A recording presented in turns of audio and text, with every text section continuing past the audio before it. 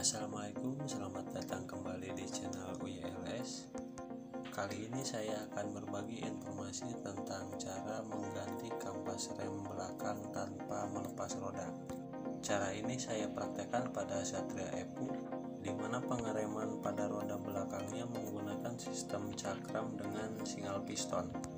Dan cara ini juga bisa diterapkan pada sepeda motor lain yang menggunakan pengereman dan kaliper yang sejenis dengan yang digunakan pada Satria Epu ini, seperti Jupiter MX New, Vixen, Supra X125, Honda Sonic, Honda CBR, dan lain-lain. Dan sebelum kita melanjutkan, jangan lupa like dan subscribe untuk membantu channel ini agar lebih berkembang.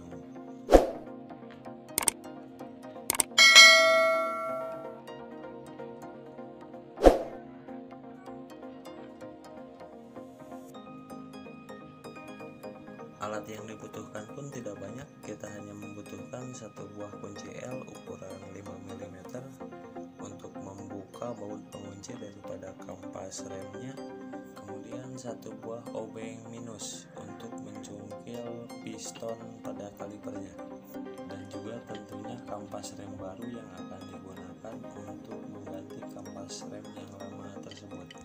Dan yang saya pegang ini bukan kampas rem baru ya, saya gunakan hanya sebagai contoh saja agar bisa mempraktekkan cara ini kepada kawan-kawan semuanya. Pertama-tama kita buka dulu tutup dari tabung reservoir atau tabung minyak remnya, agar nanti saat pistonnya dicungkil, cairan remnya bisa dengan mudah kembali ke dalam tabung reservoir ini dan tidak memberikan tekanan balik. Untuk yang ini kebetulan saya menggunakan tabung reservoir variasi yang berupa selang transparan ya. Jadi tutupnya harus dibuka terlebih dahulu. Kita lihat di sini permukaan cairan rem sebelum piston dibenamkan kembali ke dalam pot kalipernya. Jadi nanti saat pistonnya ditekan, cairannya akan kembali memasuki tabung reservoir ini dengan mudah. Dan jika kawan-kawan masih menggunakan tabung reservoir standar seperti ini, tutupnya cukup dikendurkan saja. Ya, ini sudah cukup seperti ini. Tidak perlu dilepas ya. Hanya dikendurkan saja.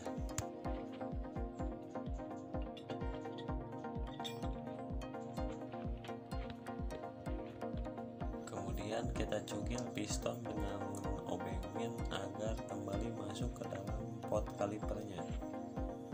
Kita lihat di sini ada celah di antara piston dan kampas remnya.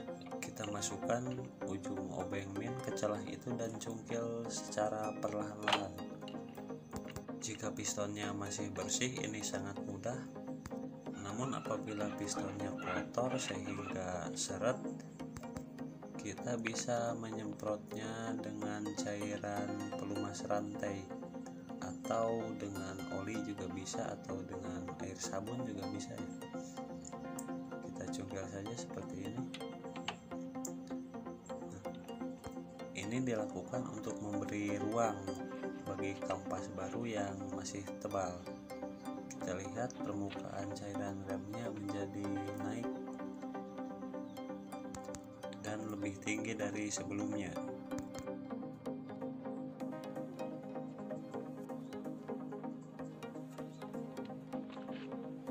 Dan jika kampas rem yang akan digunakan benar-benar baru, piston harus terbenam seluruhnya sampai rata dengan bibir permukaan pot pada kalipernya. Berhubung kampas yang saya gunakan adalah bekas, jadi segini juga sudah cukup. Pastikan juga slidernya tidak macet dan kaliper bisa bergerak bebas seperti ini. Dan kalau kalipernya macet, tidak bisa bergerak bebas, kita harus membongkarnya terlebih dahulu untuk membersihkan dua buah batang slider dan memberinya gemuk, agar nantinya putaran roda lancar dan tidak terhambat oleh mekanisme rem yang bermasalah ini. Kemudian buka penutup baut kampas remnya. Bagian ini biasanya ditutup menggunakan karet. Kemudian buka baut pengikat kampas remnya menggunakan menggunakan kunci L ukuran 5 mm.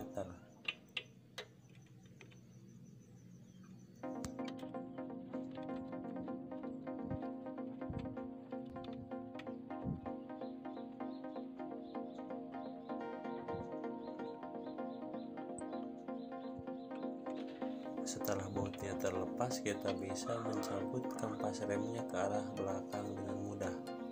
Kita lihat kampas rem ini sudah tipis dan sudah layak diganti ya, agar nantinya tidak merusak piringan cakramnya.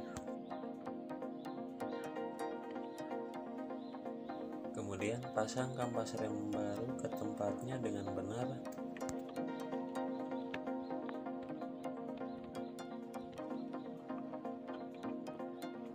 Dan perhatikan bagian depannya harus benar-benar terkait pada tempatnya.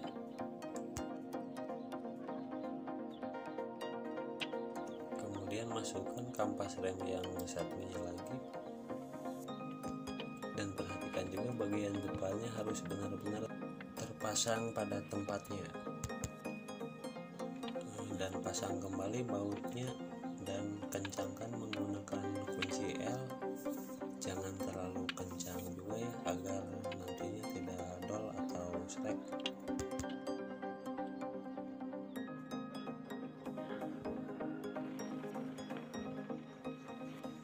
Sekarang sudah selesai, kita coba dulu.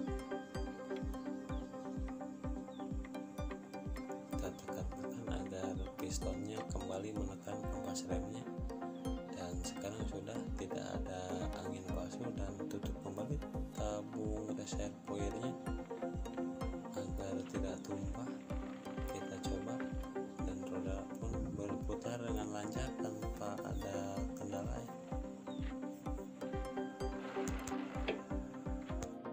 Dan kawan-kawan bisa mencobanya sendiri di rumah dengan mudah. Dan sekian dulu untuk video kali ini. Jangan lupa like dan subscribe. Terima kasih sudah menonton, dan sampai jumpa di video selanjutnya.